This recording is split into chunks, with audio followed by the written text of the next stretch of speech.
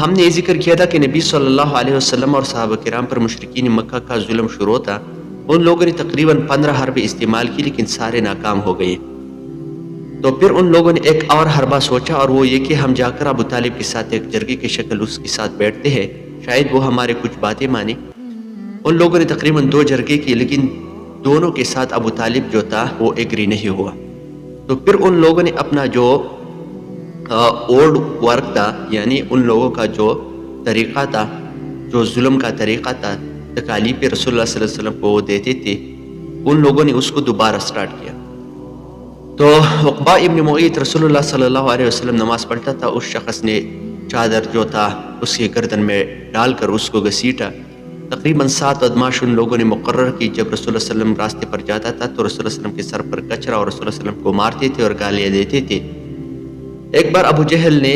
بہت بڑا پتھر اٹھا کر رسول اللہ صلی اللہ علیہ وسلم کے مارنے کی کوشش کی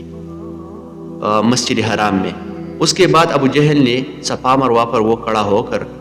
اور اس کے سر پر جو تھا ایک پتھر اٹھا کر رسول اللہ صلی اللہ علیہ وسلم کے سر پر مارا، اس سے خون نکل گیا۔ تو اب حمزہ رضی اللہ تعالیٰ عنہ جو رسول اللہ صلی اللہ علیہ وسلم کا چچا تھا، اس کو پتہ لگ گیا تو وہ بہت زیادہ غصہ ہو گیا، کیونکہ اس کے خاندان کا آدمی تھا اور ابو جہل ایک غیر شخص تھا، تو اس کی وجہ سے بہت زیادہ وہ غصہ ہو گیا۔ قوم کی وجہ سے، قوم پرستی کی وجہ سے وہ آ کر ابو جہل کو بہت زیادہ گالیاں دی اور ابو جہل کے سر اس نے توڑا۔ تو اس سر سے اس سے خون بھی نکل گیا اور اس نے بہت زیادہ جو تھا ابو جہل کو بہت زیادہ گالیاں اس نے دے دی اور اس کو کہا کہ وانا علی دینہ، میں بھی اس کا دین پر ہوں اور اگر آپ کچھ بھی کر سکتے ہیں تو کرو۔ اس نے یہ بات غصے میں کیا، لیکن وہ کہتے ہیں کہ حمزہ رضی اللہ عنہ فرماتے ہیں کہ جب میں گھر گیا رات میں، میں نے سوچا کہ میں نے تو یہ بات کی لیکن میں نے تو غصے میں کیا، لیکن جو عبد المطلب کا جو دین ہے اس کو تو چھوڑنا بہت زیادہ مشکل ہے۔ تو وہ کہتے ہیں میں سارے رات وہ میں سوچتا تھا، لیکن میں نے اللہ رب العالمین کی طرف توجہ کیا اور اللہ رب العالمین سے میں نے دعا مانگی کہ اگر میرا یہ بھتیجا سچی دین پر ہو اور یہ دین جو ہے حق ہو تو اے اللہ مجھے اس دین پر عمل کرنے کی توفیق عطا فرمائے۔ تو وہ کہتے ہیں میں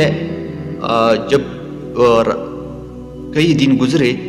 تو میرا دل جو تھا وہ اسلام کی طرف مائل ہوتا تھا اور مجھے اسلام سے محبت ہو گیا اور میں نے اسلام کو قبول کر دیا۔ تقریباً 36 سال نبوت میں